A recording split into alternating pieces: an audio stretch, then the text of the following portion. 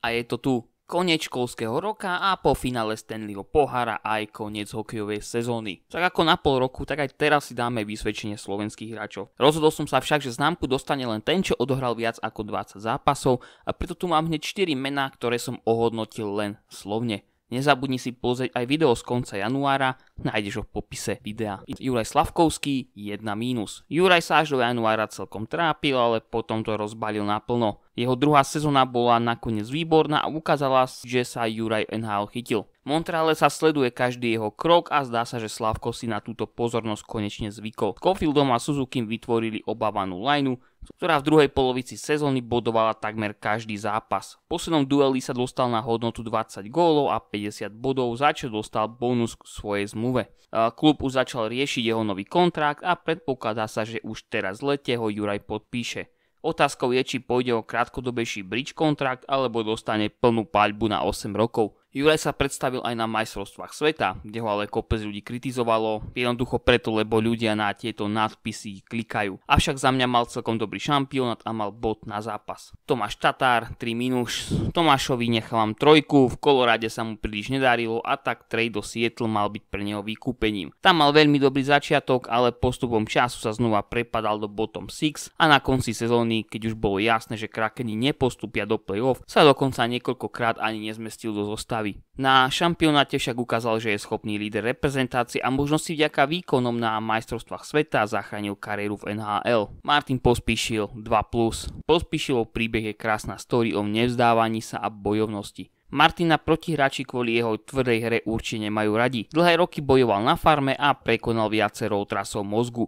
Vo svojom prvom zápase v NHL skóroval a čoskoro sa stal členom prvého útoku Calgary a hviezdny názem Kadri si ho veľmi pochvaľoval. Áno, jeho úlohy sú skôr zamerané na to, aby znepríjemňoval život súperovi či robil priestor pre Kadriho, ale aj tak zaznamenal 24 bodov. Bohužiaľ občas si dal pozor a svojimi tvrdými zákrokmi prestrelil správnu hranicu a dostal zaslúžene dištanc na 3 zápasy. NHL bol 13. najviac hitujúcim hráčom ligy. Ukázal sa aj na majstrovstvách sveta, kde bol za mňa náš najlepší útočník, ale bohužiaľ v záverečnom dueli skupiny proti Švédsku sa zranil. Našťastie mal by byť však v poriadku do nového ročníka. Odmenou mu je aj nová zmluva s Flames. Šimon Nemec 1-. Šimon si u mňa polročnú známku udržal, hoci jeho bodová produktivita išla výrazne dole oproti prvej polovici sezóny. Bolo to však zapričinené, že v prvej obrane dostávali priestor iní hráči. Tréner Lindy Ruff sa snažil zmenami zachrániť si svoju robotu a po príchode nového trénera, ktorý bol avšak dočasný, dokonca načas ostal na tribúne. Napriek tomu treba hodnotiť túto sezónu ako úspešnú a bolo radosť pozrieť, ako sa Šimon zlepšuje v defenzívnej práci. Bohužiaľ nie je v ľahkej situácii, v klube sú s ním ďalší dvaja ofenzívni obrancovia.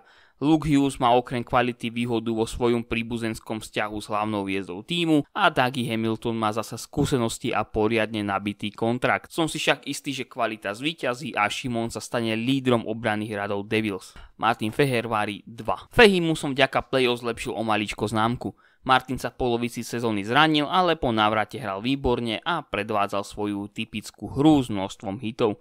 Nenazbieral síce 20 bodov, ktoré som mu predpovedal, ale v play-off sa ukázal aj po ofenzívnej stránke a bol najlepším hráčom Capitals z tejto časti sezóny a ich jediným dvojgólovým strelcom. Kvôli jeho forme sme mali od neho vysoké očakávania na majstrovstvách sveta, avšak podľa mňa sa príliš ukázať nemohol, keďže trávil čas vo dvojiciach, kde musel byť zameraný na defenzívnu úlohu. Ale aj napriek tomu mal na majstrovstvách sveta gól a asistenciu. Erik Černák 3-. Erik má zlú známku, ale u neho bol ročník ovplyvnený množstvom zranení, človek mal pocit, že sa to stále opakuje. Erik nastúpi, odohrá pár zápasov a zraní sa.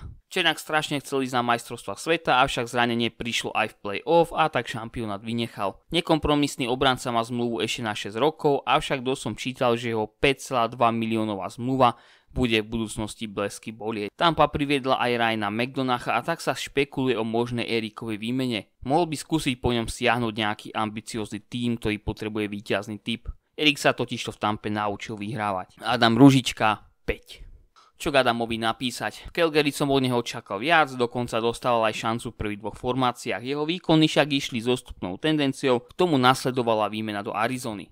Viacerí to vnímali ako nový štart pre neho, avšak my, čo to trochu sledujeme, sme vedeli, že Arizona má nabitý prospect pool a že tam veľa miesto pre Adama nevidíme. On nakoniec nastúpil na 3 bezbodové zápasy a sám zverejnil video, kde sa hrá s bielou kryštalickou látkou. Následovalo ukončenie zmluvy v zámori a šancu na reštart dostal z KHL od Spartaku Moskva. Miloš Kelemen, bez známky.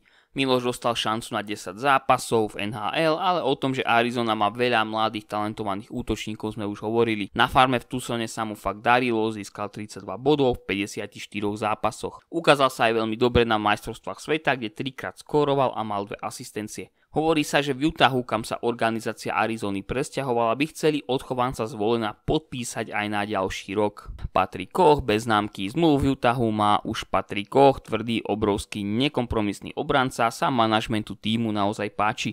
Asi je to preto, že na draftoch si vyberali skôr kreatívnejších hráčov a takýto tvrdiak im v organizácii chýba. Kocha si ocenili aj tým, že mu dali okúsiť NHL, hoci len na jeden zápas, ale túto sezónu toho môže byť viac. Marian Studenič, bez známky. Aj Marian Studenič zaznamenal túto sezónu v NHL len 2 duely. V AHL patril k lídrom svojho týmu, keď si pripísal až 44 bodov v základnej časti. Podarené mal aj play-off, kde zaznamenal 4 góly a 7 asistencií, avšak nakoniec ostal sklamaný. Jeho Coachella prehrala až vo finále s farmou Washingtonu. Studenič už má 25 a tak asi nie je dostatočne perspektívny pre NHL a počul som, že už je dohodnutý so švédskym Färjestadom. Pavol Regenda, bez známky. Objavili sa správy, že Pavol Regenda má vraj namierené do Európy, konkrétne do Pardubic, čo je asi najbohatší klub v Európe mimo KHL. On sám však tieto správy v podcaste Suspeak dementoval. Podľa mňa doteraz v NHL nedostal poriadnu príležitosť. Dokopy odohral len 19 zápasov a všetko s relatívne nízkym ice timeom, pričom on mi príde typologicky ako hráč stvorený na zámorie. V AHL zaznamenal 19 gólov, keď až 2 mesiace vynechal kvôli zraneniu, ale aj tak sa stal 3. najlepším strelcom týmu. Majstrovstvá sveta mal obstojné, hoci treba priznať, že v minulosti mával aj lepšie turnaje. Tak čo, aké známky by ste udelili vy? Kto u vás bol najlepší a kto naopak prepadol? Kto sa podľa vás budúci rok pridá k našim v NHL? Napíš do komentára, daj like a najmä odber, veľmi ho potrebujem, maj sa u ďalšieho videa.